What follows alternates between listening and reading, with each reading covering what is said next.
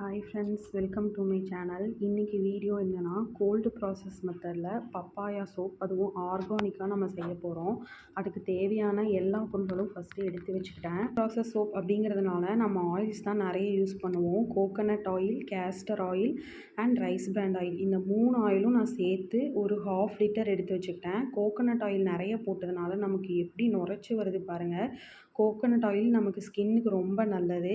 அதுக்கப்புறம் Lime mixer இருக்கு இல்லையா, அதோட பப்பாயாவோட எசன்ஸ் ப்ளஸ் லைம் மிக்சர், இது ரெண்டுத்தையுமே நான் போட்டு நல்லா மிக்ஸ் பண்ணி அதையும் ஆட் பண்ணிக்கிட்டேன் ஆயில்லையும் பார்த்திங்கன்னா பப்பாயா பவுடரை இன்ஃப்யூஸ் பண்ணியிருந்தேன்.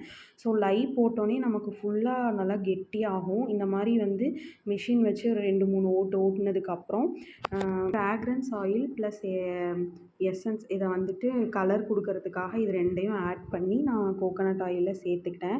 இதை திரும்பவும் நம்ம பார்த்திங்கன்னா மெஷின் போட்டு கலக்கணும்.